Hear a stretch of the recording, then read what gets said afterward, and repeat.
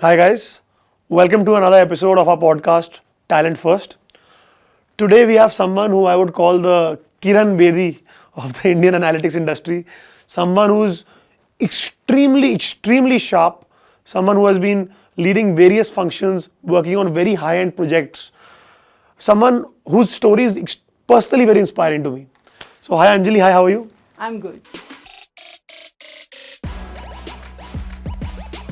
क्या चल रहा है? Lot of stuff happening in life, but all interesting stuff, keeping me a lot busy.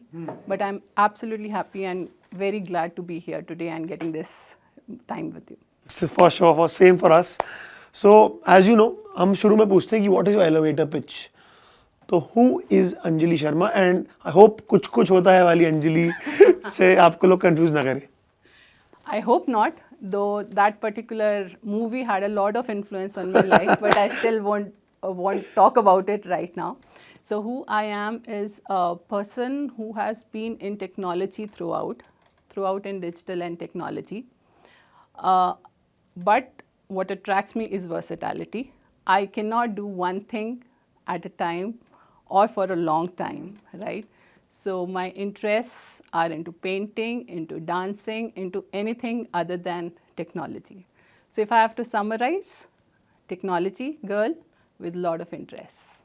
What a way to summarize. I like it. So, let's take a step back. Let's try to go back to your early days.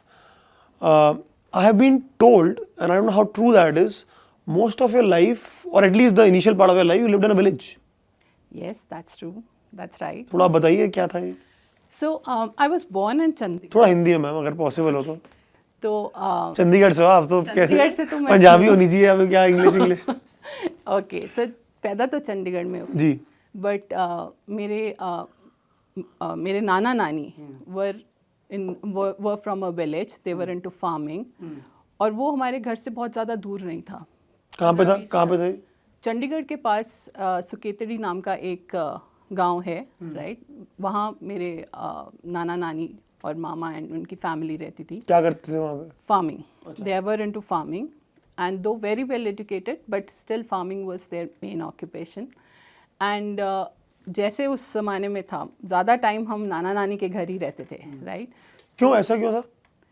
It was a joint family right. तो ऐसे तो आपके papa mummy की side भी होगी मतलब पापा की साइड भी होगी. हाँ. तो उनके साथ नहीं रहते थे आप? उनके so they were not staying in Chandigarh but छुट्टी वाले दिन आइदर नाना नानी के घर होते थे या दादा दादी. समझ गया. नाना नानी का घर पास में था इसलिए ज़्यादातर वहाँ होते थे और वो स्कूल के रास्ते में था. तो फ्राइडे को स्कूल. और आपकी मम्मी की ज़्यादा चलती थी कंपेयर टू पापा? वो तो कौन से घर में पापा की ज़्यादा चलती है प्लीज मुझे बता दो. जी.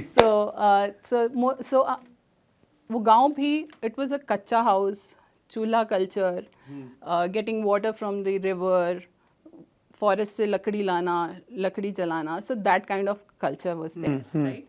And in my education journey I saw that changing right. कच्चे से पक्का घर हुआ, पहली बार नल आया, बायोगैस प्लांट आई, चूल्हे से गैस पे आया. So I had seen that entire journey. जैसे वो स्वदेश मूवी में हुआ था. स्वदेश में जर्नी तो पता नहीं बट ये दिखाते हैं शाहरुख खान की मूवी यूं ही चला चल दैट सॉन्ग चला चल वाला राइट. तो I had seen that complete transformation of a village to village in my childhood जो gave me that perspective into the real life and how the government is transforming the entire strata of that society, right? And क्योंकि मैं village background से थी, but I was studying in a convent school, I was also enticed by what is happening on the other side of the world. Right? And luckily, computers were introduced in India by Sam Pitroda, and one of my school was one of those who adopted it early, and I got the chance to explore computers when I was in class 4th.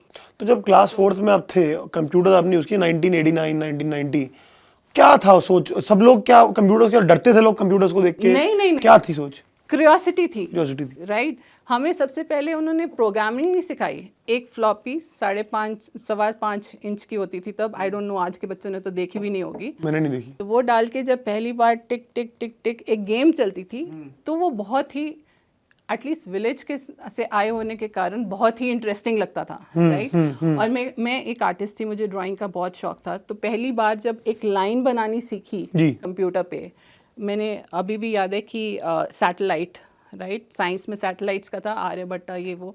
So I took a paper, उस पर 256 by 256 की lines लगाई, उस पर draw किया और उसके pixels count किए, और सेम पिक्सल्स मैंने GW बेसिक कमांड में फीड इन किए। तो जब वो मेरी ड्राइंग पहली बार मैं कंप्यूटर पे देख रही थी, I was totally sold out for technology. कि ये चलेगा, ये मुझे चाहिए, ये मुझे सीखना है, ये मुझे करना है। तो आप 4th क्लास में? 4th-5th क्लास में थी। इतना अटैचमेंट था कि मैंने 10th भी की कंप्यूटर साइंस के साथ, मैंने 12th भी कंप्यूटर साइंस के साथ की, मैंने अपनी इंजीनियरिंग भी कंप्यूटर साइंस के साथ की, और मेरा सारा करियर भी digital and technology computer science, wow. Right. So अब आप चंडीगढ़ के अंदर हो, चंडीगढ़ के around there are small villages, आप वहाँ पे भी रहते हो। कब आपको लगा, क्योंकि जो मेरी अंडरस्टैंडिंग है, पंजाब का भी जितना मेरा नॉर्थ बेल्ट में आता है, वहाँ पे लिटरेसी इतनी ज़्यादा स्ट्रांग नहीं थी। अभी भी कोई बहुत ग्रेट नहीं है, पहले तो बिल्कुल स्ट्रांग नहीं थी। Being a female that time, कब आपको लगा कि my gender norm should not confined me? देखो, आपको यंग उम्र में लग गया होगा मुझे लगता है। जेंडर डिफ्रेंसिएशन पहली बात हमारे घर में थी ही नहीं थी, राइट, क्योंकि हमारे घर में बहुत एजुकेशनिस्ट रहे हैं। दो टीचिंग जॉब में अराउंड 17-18 लोग, both maternal and paternal side, were either teachers और प्रिंसिपल, रिटायर्ड प्रिंसिपल्स। तो वो डिफ्रेंसिएशन मुझे घर में तो कभी मिली नहीं, राइट। जब मैंने पहली बार स्कूल के बाद, स्कूल में भी अगर कभी आई, तो I was bold enough, I was a tomboy, I was aggressive. You like Anjali only from कुछ होता है। हाँ, तो उस तरह से आप मुझे बोल सकते हैं कि I was aggressive and I was tomboyish and I was जिद्दी, कि आप कह के देखो कि नहीं कर सकती, फिर देखो। So वो एक सेंस ऑफ अचीवमेंट के लिए, किक के लिए, थ्रिल के लिए एक था, राइट। तो जब पहली बार मैंने नहीं रियलाइज़ किया कि I made for it, but when I scored above 90 in my 10th, right, उस वक्त क्या होता था, इंजीनियरिंग कर लो या मेडिकल कर लो, right.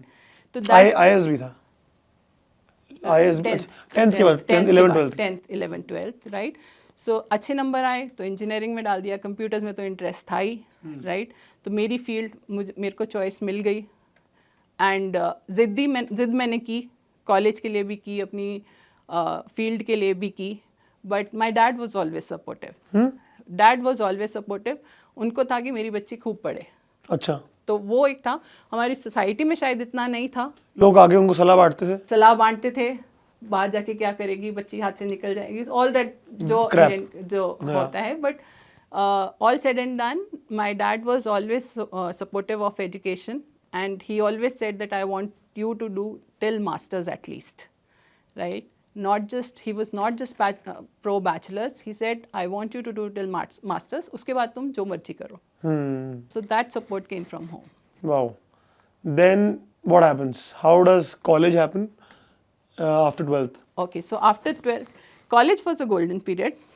I will skip the part for the association with that movie, because the movie कुछ होता है got released in the same year, so I did get my share of it for the college. But apart from that, college was immensely amazing, right?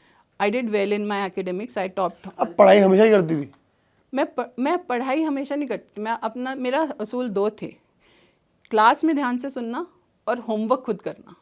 Homework खुद करती थी आप? सिर्फ यही 2 चीज़ें मैंने अपनी इंटायर लाइफ फॉलो की है, कि होमवर्क कॉपी नहीं करना, नहीं आता है keep trying, keep learning, keep figuring out, homework खुद करना है और क्लास में ध्यान से सुनना है। उसके अलावा very basic.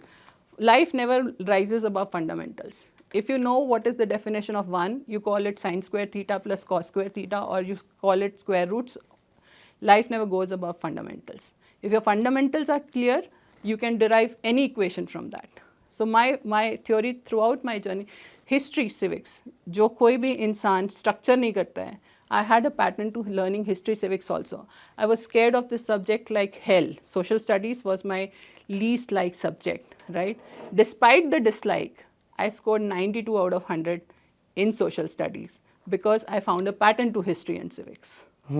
So my favorites were math, science, and I think maths and science are the subjects which are closest to life, which tell you what is right, what is wrong, and it can actually structure any problem statement.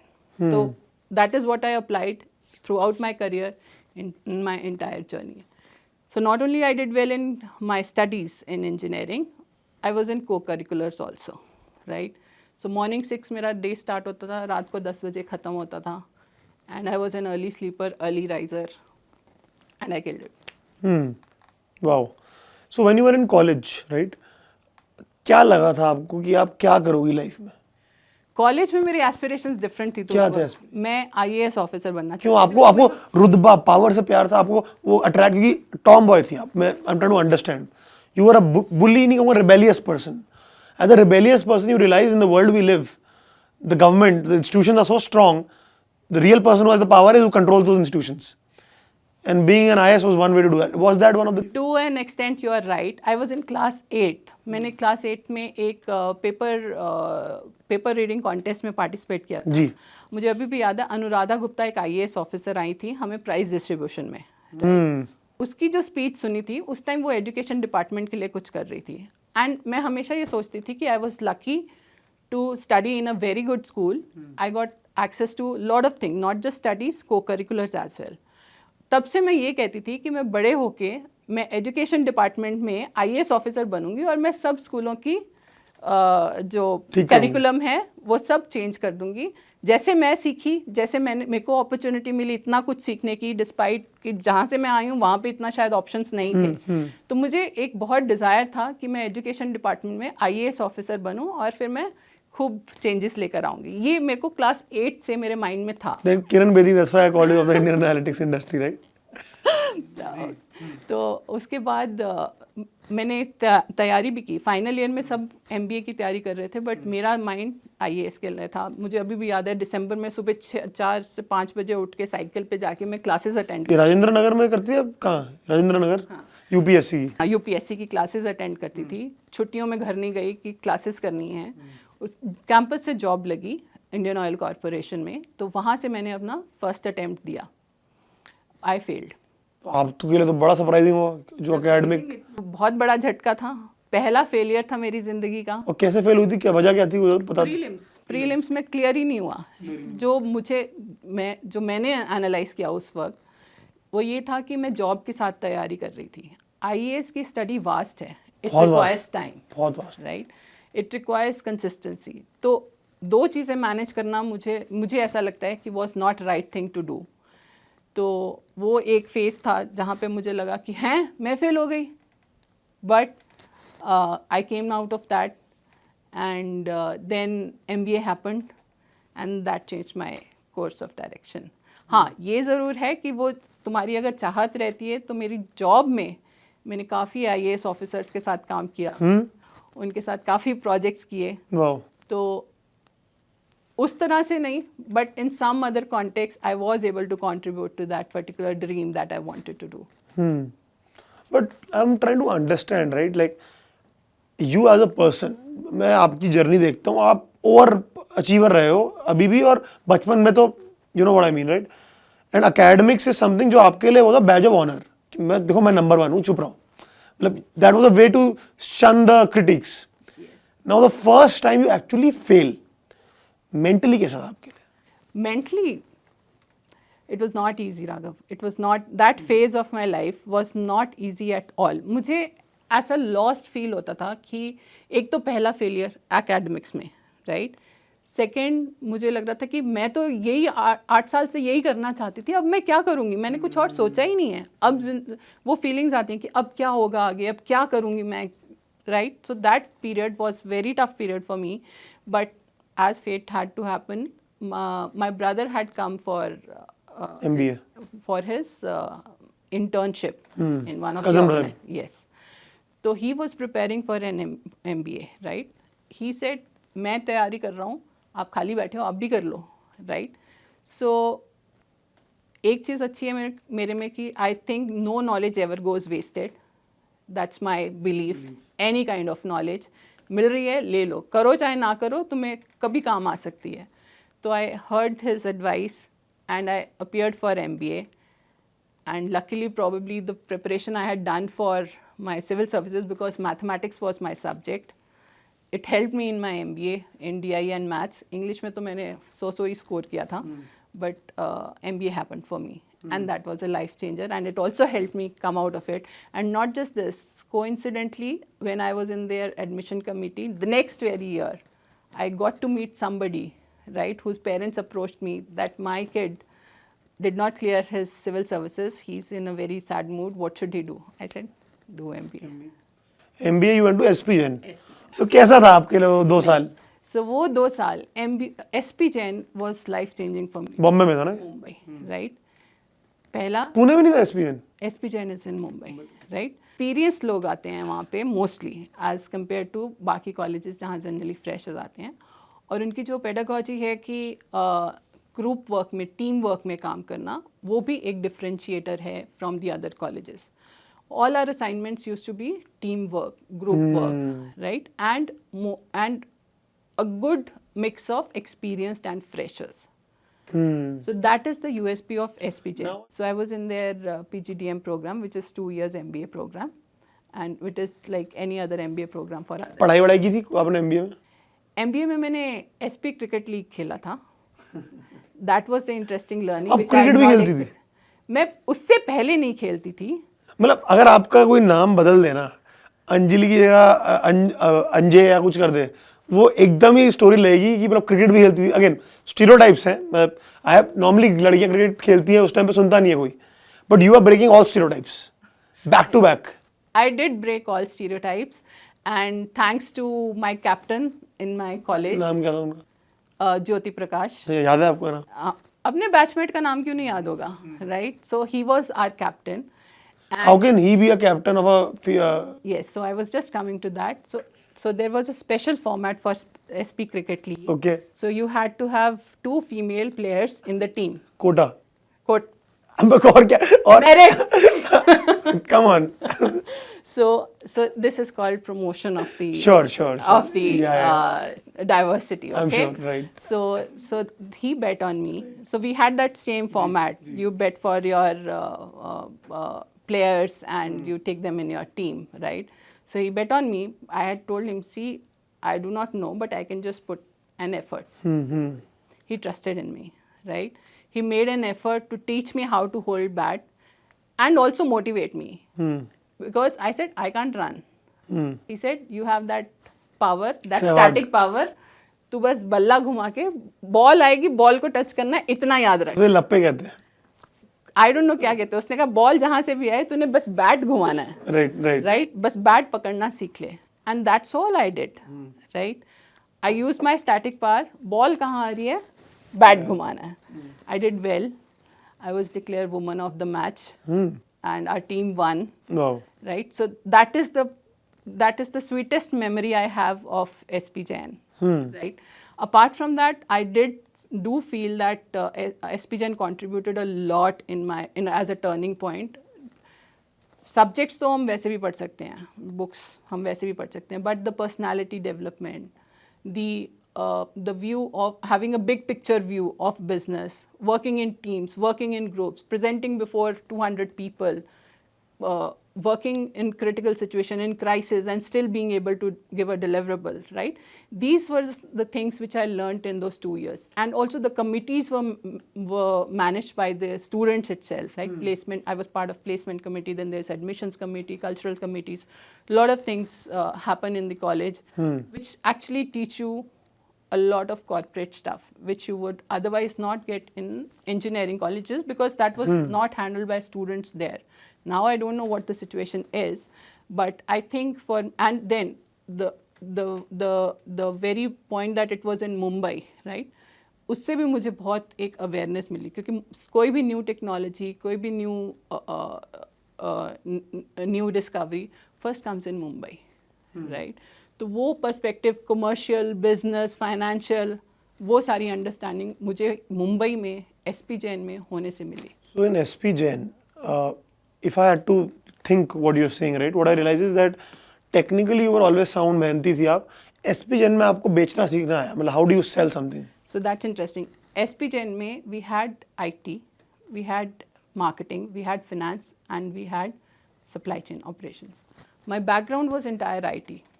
If I would have to go according to the norms, I should have taken IM, which is IT marketing, IT and IT Management or something. IT management, right?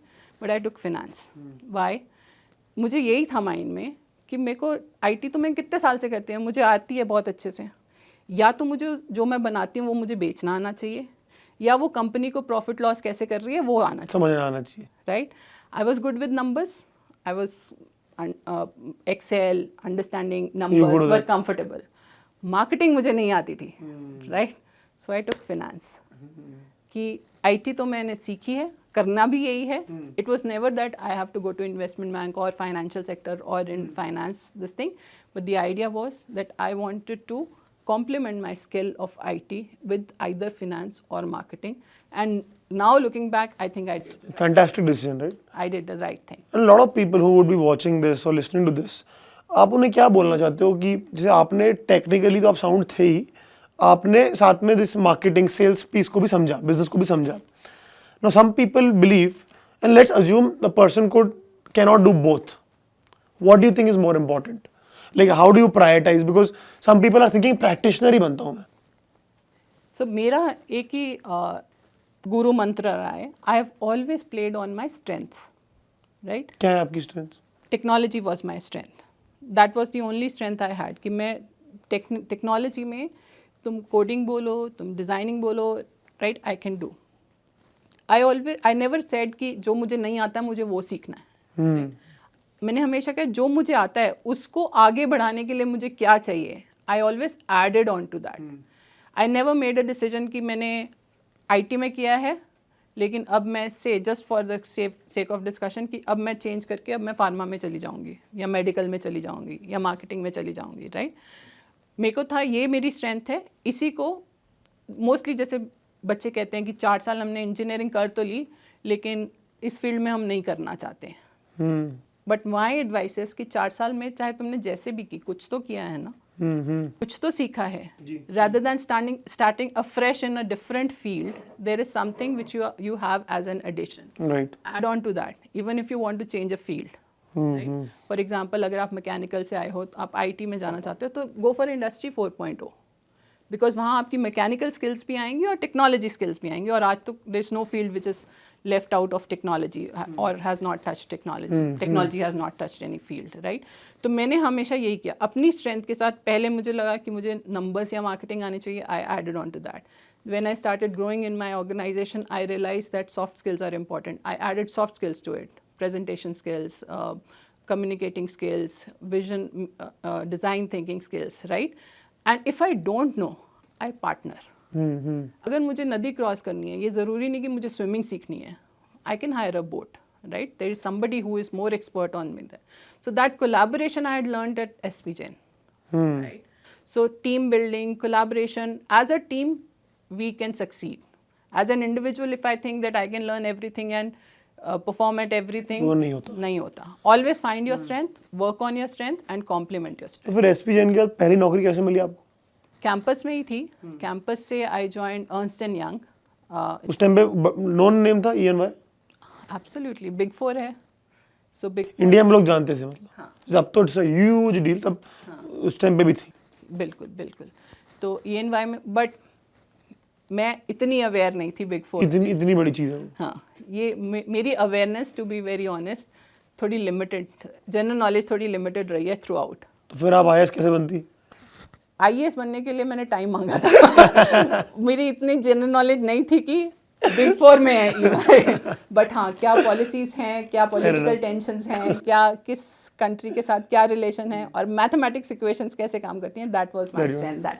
जी है ना. But private sector में EY क्या है, auditing क्या है, उतना idea नहीं था टू बी ऑनेस्ट. तो EY में I joined what as a consultant. Entry level. क्या सैलरी थी आपकी स्टार्टिंग में? Salaries we can't disclose. पहली सैलरी तो बता दो, कम ही हो कुछ हो. पहली सैलरी तो वैसे IOCL में ही मिल गई थी, which was a public sector company. Okay. Right, so this they paid us well, not that it was very good or very bad, but appropriate according to the market, this thing. And वहाँ पे I worked on with lots of clients, different domains. Government sector largely, but मेरा पहला project जो UIDAI के साथ Mr. नंदन नीलेकनी के साथ करने को मिला, that was my dream of lifetime. So you met Mr. Nandan Nilekani? Yes, I did meet. कैसे हो? How in person? How is he? Very down to earth, very approachable, and very precise and clear. He has a vision. He has a amazing articulation of his vision.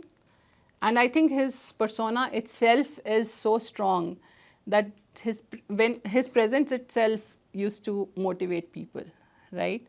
And the agility with which he understood the concepts, no? We are presenting after 3 months of research, right? We were presenting something to him. But the way he had the hold on the subject and he could clearly pinpoint where the challenges would be and did we think about pros and cons, I was completely impressed. That entire experience, for this project, I was there from conceptualization, designing, getting it developed, getting it implemented, and the first authentication. So that is the project which is closest to my heart, and I'm very proud of it. I will not take the credit alone because, of course, that was a team effort. Obviously. But just the chance that I got to work with him, the brief discussions we had with him itself was. But you could feel that energy. We could feel that energy, that something which. That time we did not know how big it will grow, the direct benefit. 2013. 2010 to 2013, 3 years I worked on that project. Manmohan Singh government. Yes, right. So the impact it was creating, right? Just the thought of it that you are involved in something which is going to create a big impact. बहुत impact हुआ ना उससे. Yes. So that itself was a great motivating factor. Wow. We do have certain accomplishments, but of course I'll not be able to discuss them. But that was an amazing project. So your first job, you're there. Now, what were you expecting that job to be and what it actually was? Okay, so I was expecting that job to be a very high-profile job. अच्छा. Yeah. कि मतलब बहुत इज्जत मिले अब I am a management consultant. Wow. 5-star hotels में रुकेंगे हम सिर्फ. Travel, air travel. Business class travel. Right. But when you have to deliver the deliverables to the client and 20 days in a month you are traveling, after a few years, I was like, I'm done with this. बहुत हो गया. I'm done with this. See, the benefit of consulting is you learn in a year what you would otherwise in the corporate learn in 3 years. Right? Because so many industries and all. You have to be on your toes throughout 24/7, right? You are on the cutting edge technologies. You are on the cutting edge things that are coming into the market, right? Because you need a consultant where you have a limitation on manpower or on advisory, right? So the learning, the experience is amazing if it is your launch pad in the start of your career. But once you start your family, I think it started taking a toll. And that's when I decided to move from consulting to the corporate world. Okay, so now consulting versus the corporate world.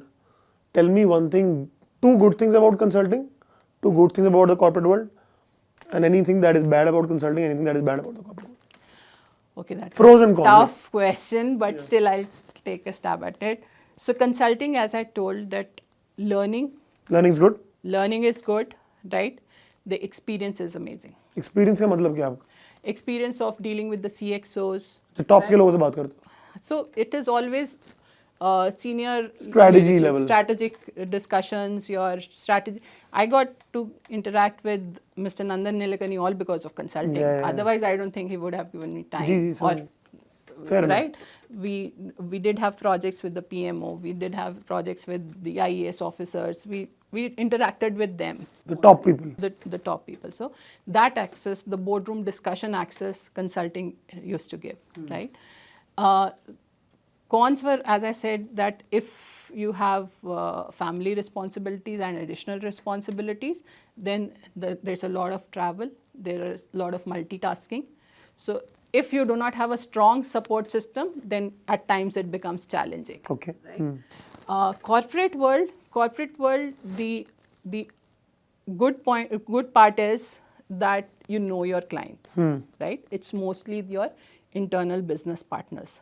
You know that business, right? You know Depth ज़्यादा होती है ना? Depth ज़्यादा होती है. You have to go. You not only have to just provide advisory, right? You have to see how it will be implemented in my organization, how it will profit my organization, and how it will be suitable for the culture that I'm following. And you have to have that big picture, how part 1 fits into part B, part C, part D. So you get that whole picture, which you don't get in consulting. Consulting, you are specialized in one thing, and that's what you do in the bigger engagement. So that is one positive of corporate world. The negative part of corporate world is that once you have a great idea or a thought leadership, right, you have to have a very strong business case to get it implemented, right? And sometimes that's my USP I'm able to provide because I had a financial background as well. I understand the business terms and ROI. So unless you don't understand the business terminology and your technical terminology and you are able to marry them and you are able to communicate your vision, you might find some challenges succeeding there, right? So until unless you are prepared, you need that extra push to succeed in the corporate world. So that's a con, I would say.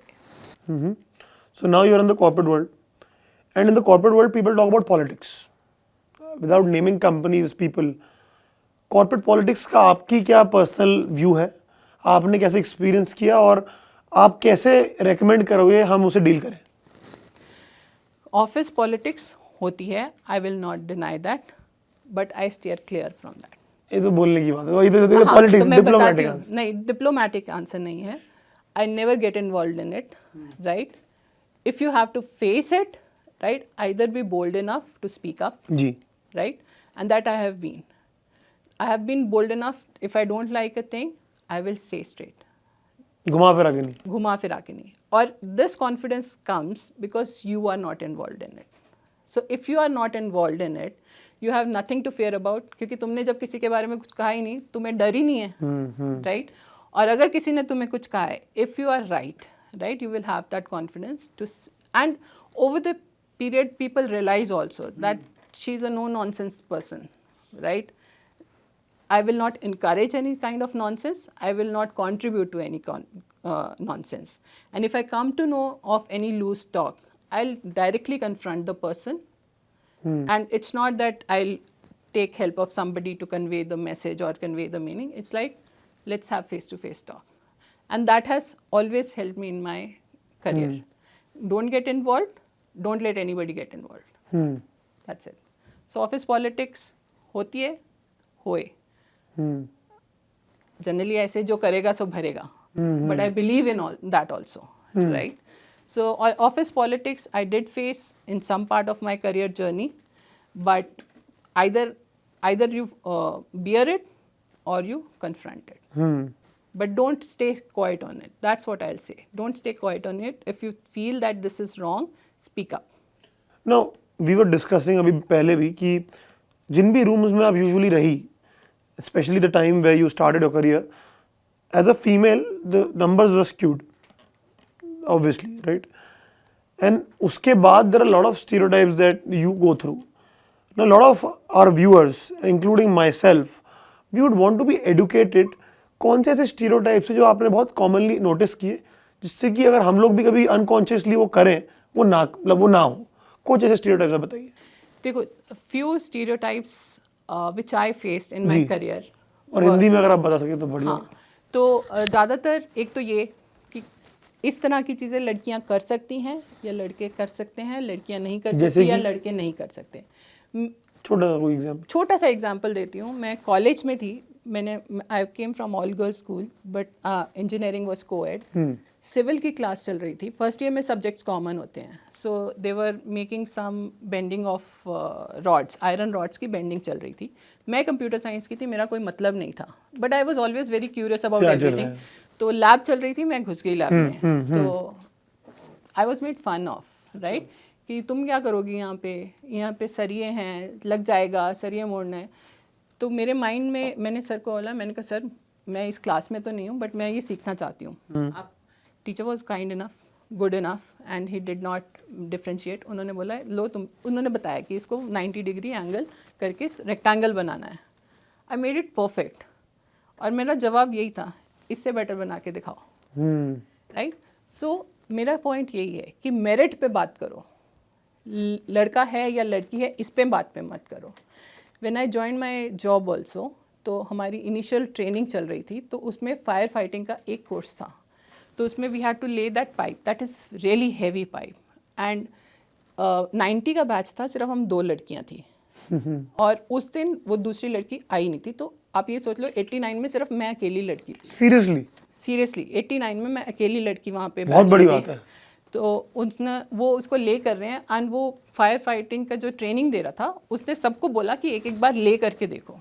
मुझे उसने मना कर दिया, बोला ये बहुत भारी है, तुमसे होगा नहीं। मैंने कहा सर अगर आग लग गई वो मुझे पूछ के नहीं लगेगी कि तुम लड़की हो, तुम्हें नहीं लगूंगी, आप देखो मैं कैसे करती हूँ। मतलब मेरे में ये थोड़ा सा था कि अगर कोई मुझे रोकता है तो मुझे थोड़ा अच्छा नहीं लगता कि डो नॉट डिफ्रेंशिएट, मेरा मेरिट देखो फिर बात करो। और जैसे मैंने ले किया ना, तो वो बोलते इतना भारी तुमने इतने अच्छे से कैसे ले कर दिया। मैंने कहा सर मैं इसीलिए आपको कह रही हूँ कि डोंट जज me unless you have given me a chance. तो ये एक स्टीरियोटाइप जो उस टाइम में ज़्यादा था कि लड़कियाँ ये कर सकती हैं, लड़के ये कर सकते हैं, वो डिफ्रेंसिएशन मैंने घर में नहीं देखी थी। जब मैं बाहर आके मैंने महसूस करी तो मेरे में वो कॉन्फिडेंस था बोलने का कि मैं भी कर सकती हूँ। राइट। कई बार हम चुप रह जाते हैं। तो आई थिंक गर्ल्स को भी अपनी तरफ से ये एफर्ट करना चाहिए कि अगर उनको बोला गया है कि नहीं कर सकते, क्वेश्चन करो क्यों नहीं कर सकते। वो कॉन्फिडेंस रखो अपने आप में और उसको प्ले भी मत करो कि कई बार ऐसा भी नहीं होना चाहिए कि मैं नहीं करूँगी क्योंकि मैं लड़की हूँ, then you are creating a issue for yourself. Right. तो ये डिफ्रेंसिएशन एक स्टीरियोटाइप कि मेरिट पे बात करो, लड़का लड़की पे बात मत करो। इसके अलावा when you are taking job in the field, वहाँ पर थोड़ा स्टीरियोटाइप आता है कि लड़कियाँ भाग दौड़ नहीं कर पाएंगी, देर रात काम नहीं कर पाएंगी। None of them work. Right. I did need a support. I will give you an example. when my first pregnancy, right, I used to work around 10 to 11 at night, कुछ डिलीवरेबल था। तो मैंने अपने बॉस को कहा कि आप ये डिलीवरेबल किसी और को दे दो। खुद ही बोला मैंने कि मेरे पाँव सूज जाते हैं, मैं बैठ नहीं पाती हूँ इतनी देर। It was a director's room. He shifted the director because he had a recliner in that room. He said, whenever you want to take rest, this room is yours. You want anything, you call somebody, right? So जब organizations भी help करती हैं, right? तो हम भी उस एक motivated रहते हैं कि जब organization मेरा ख्याल रख रही है तो we can go ahead. तो that was also not a limiting factor. I had all rights to say कि मैं आराम करूँगी, right? But जब company आगे आ रही है तो तुम्हें भी वो एक motivational factor मिलता है और वो effort तुम डालते हो। तो that stereotype goes away.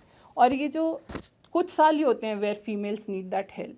If the organization or your managers or your team help in those 2-3 years, I think there's फिर बेस सेट हो गया आपका। बेस सेट हो गया। तो आपने ईवा में काम किया, PwC में काम किया, KPMG में काम किया, डिलॉयट से क्या प्रॉब्लम थी आपकी? डिलॉयट से मुझे ऑफर था। मेरे को पक्का पता था, that's why I'm asking. Deloitte से ऑफर था but I was done with consulting. Big Four हो गया था। Big Four हो गया था। 8 साल हो गए थे मुझे कंसल्टिंग करते हुए एंड मेरी फैमिली। डिलॉयट भी क्यों नहीं ज्वाइन किया आपने? मुझे मुंबई आना था। Okay, got it. My husband was in Mumbai and I had to shift to Mumbai. Can you tell everyone your husband's name? My husband's name is Aman. Yeah. Aman Dwivedi. And your name is? Anjali Sharma. So I didn't marry any loser Rahul Khanna. I married Aman. Right. So I think आप Vodafone join किया आपने 2016, 2017, that's the time you joined, and that was the time when Reliance Jio came into the Indian telecom scene. Now I realize that due to legal reasons, you cannot tell me what was the strategical discussions you guys had, but just as the person who was there, as an individual, between employees, अब तो बहुत पुरानी बात होगी, तो not even relevant, company भी बदल गई अब तो। क्या माहौल था जियो के बारे में, क्या सोच थी? जियो के बारे में क्या सोच थी वो तो मैं कमेंट नहीं कर सकती या कि आप कुछ जियो भी के बारे में कमेंट क्या आप सोच तो कुछ थी। भी कमेंट नहीं करते। But as a telecom sector जो मेरा अपना टीम का एक सोच थी वो ये थी कि we were in technology strategy innovation disruption, right? So this was a big disruptor in the way we were doing business. Yes. Right. So I will not discount the fact that it did cause a lot of discussions in the Obviously. industry, Everywhere. in the company, and a lot of strategic things were taken care of. And but exciting भी होगा, you feel. बहुत कुछ था, but Raghav, I won't be able to answer that, to be honest. Fair enough. Then Vodafone becomes Vodafone Idea. And people say that for any joint, like for any merger, it's also a cultural merger that happens. And that's very critical. I think most of the mergers fails because culturally synergies नहीं आ पाती है, वो नहीं हो पाता. तो जब आप लोगों का merger हो रहा था, I think this is the first time you were part of a merger. क्या होता है मर्जर के अंदर, आप जनरली बताओ, you don't need to be company specific, आप जवाब तो दोगी नहीं, तो आप हमें जनरली बताओ कि जब कंपनी में मर्जर होता है तो क्या होता है। इन जनरल मैं ये बता सकती हूँ कि जब एक मर्जर होता है तो so emotions run high, fears run high, uncertainty runs high, right? there is a lot of strategic thinking which goes behind it, right? There are financial aspects, there are people aspects, there are informational aspect, assets aspect, synergy aspects, right?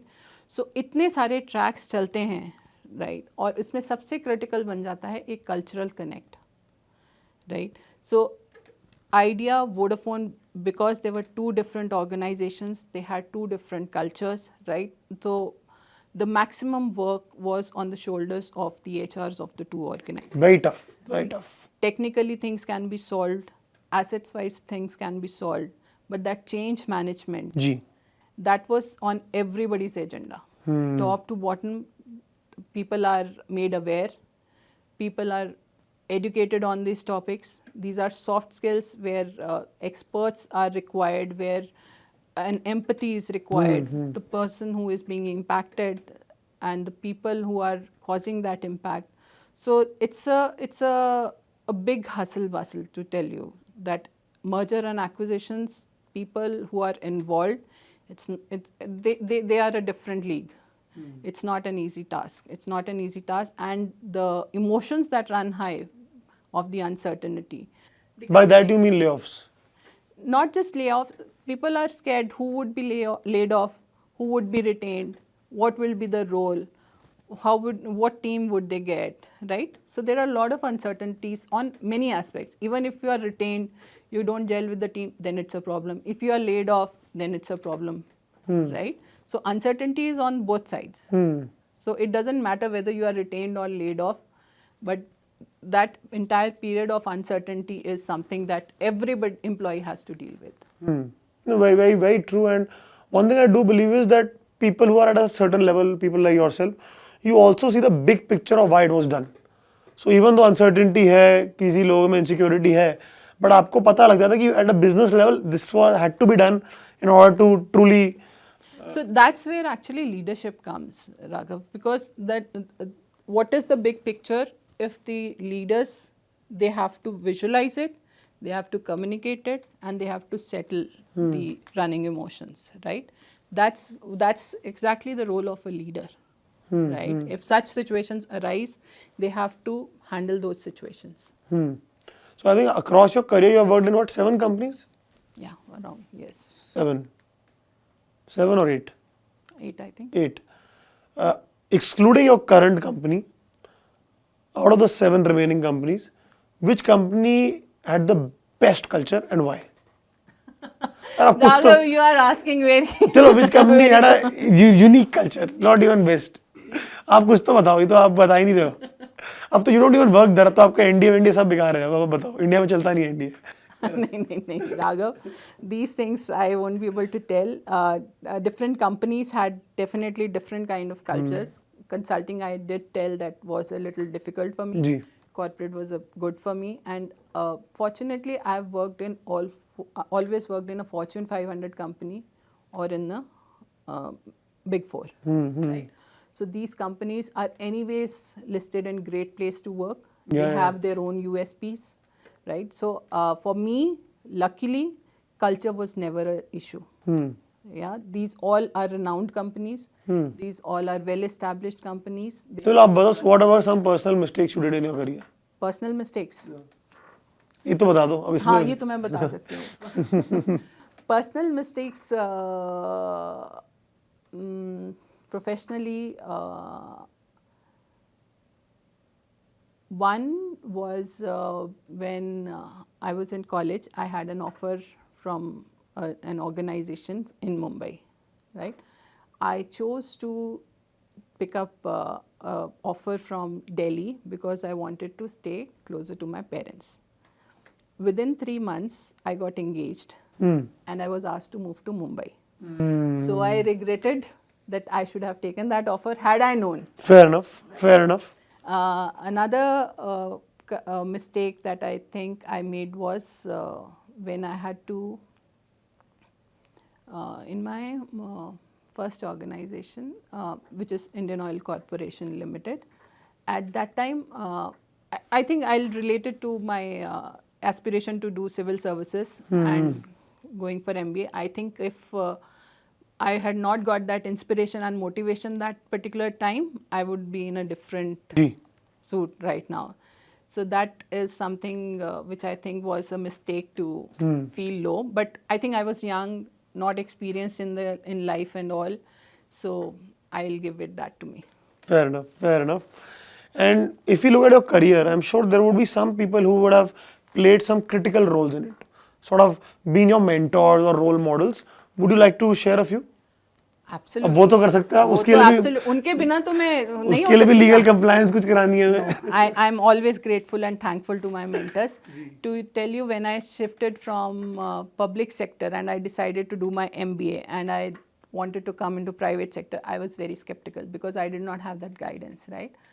So there was a senior from my IOCL days who had cracked MBA a year or two prior to me, right? So I reached out to him to figure out whether I'll be able to perform or not. So that was, he was my first mentor. First mentor.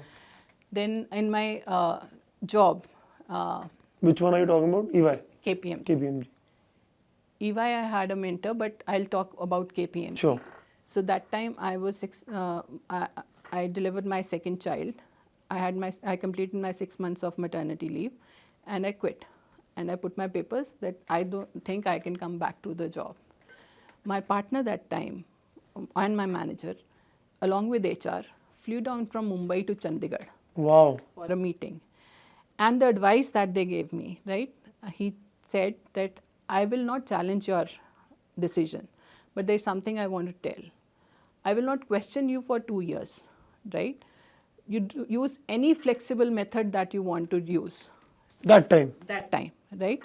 But if you lose touch with your field now, it will never be the same. I have 15, 20 years more experience than you. So if you trust my experience, Oh, very good advice. then a company will support you. We understand this period is a difficult period. Ji. We'll support you. He gave me 2 years. I was back in 6 months. Nice. I started with 1 hour, 2 hour, 4 hour, फिर हो 6 नहीं hour, पाया, फिर 8 सारे कर hour. दिए. फिर उसके बाद I never looked back. Right?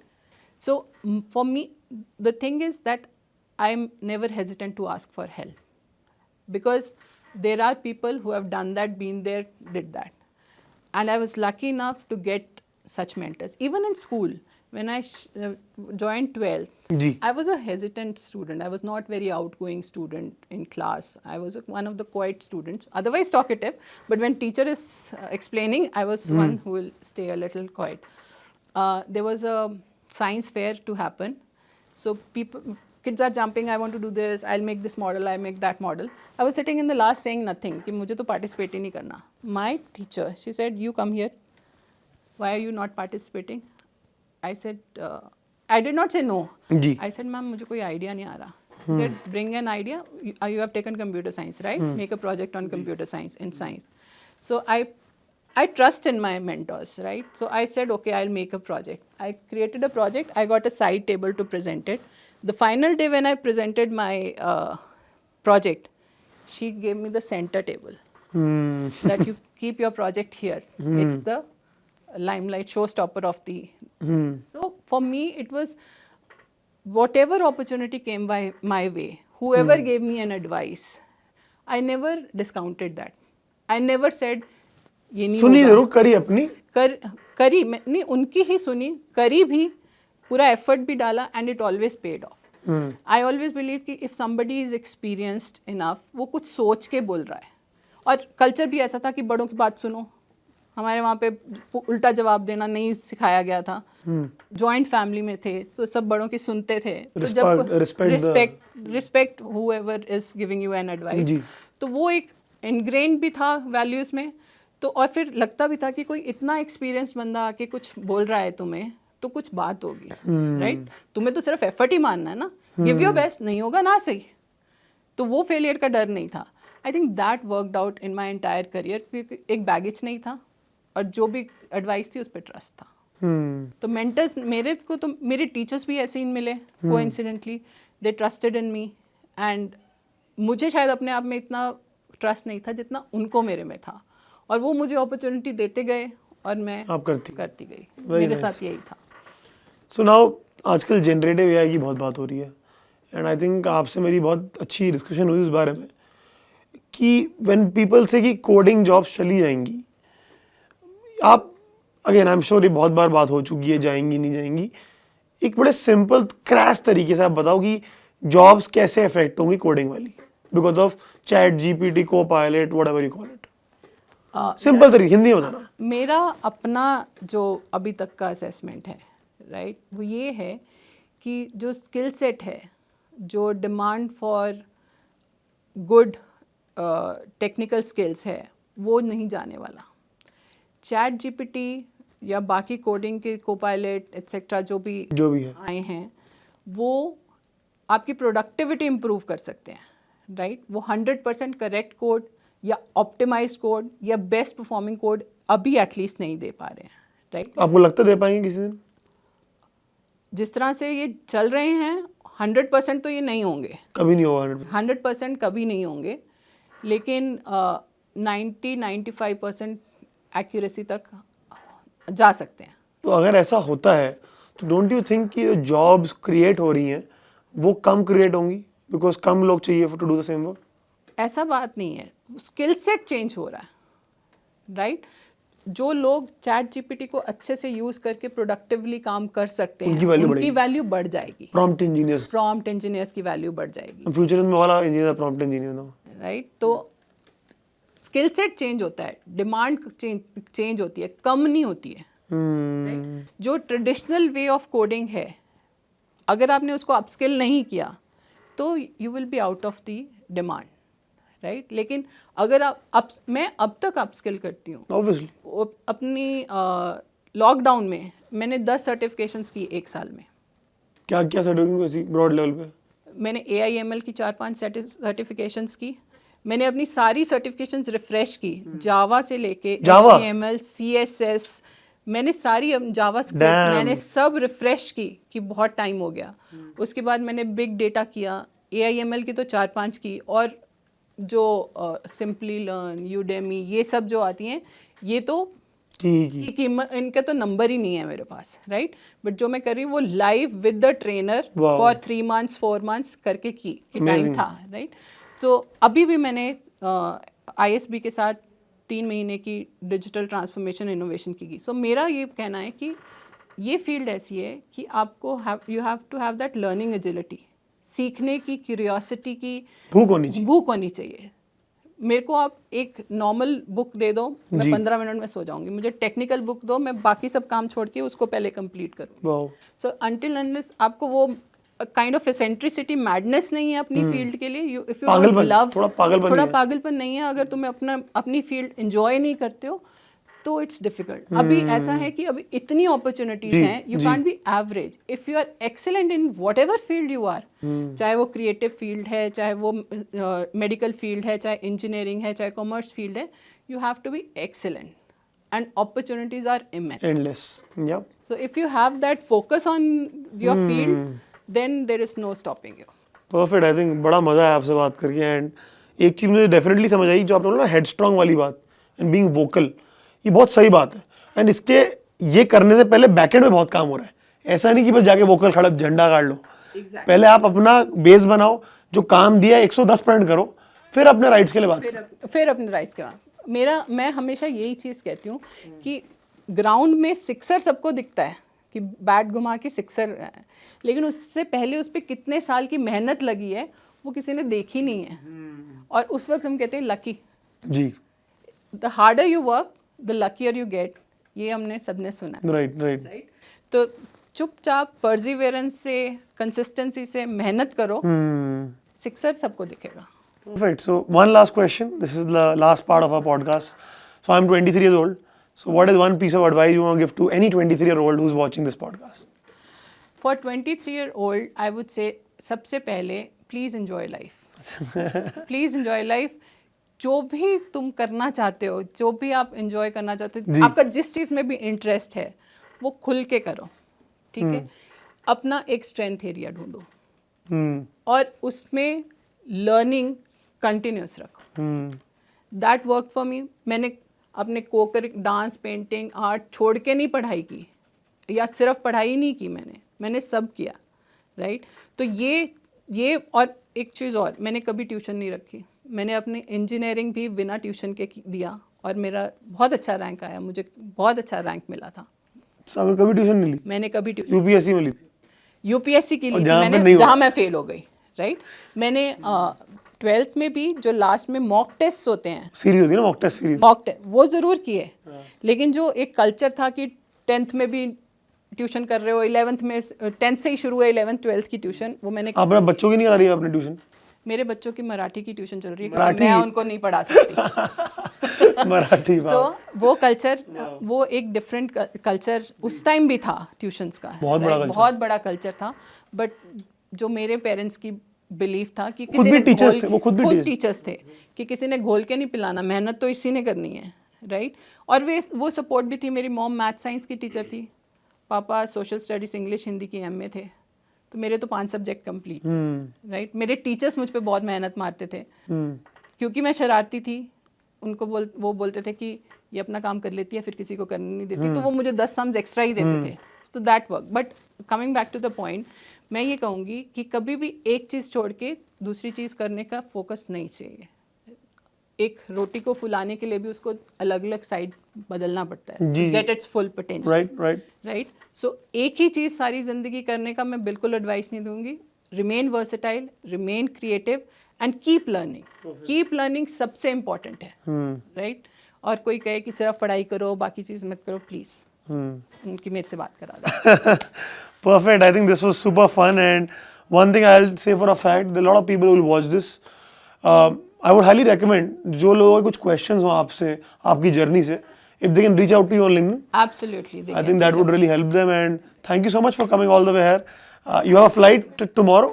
Tomorrow I have a flight. Perfect. So thank you so much, Anjali. Really Thank you appreciate so it. much, Raghav. Thank you.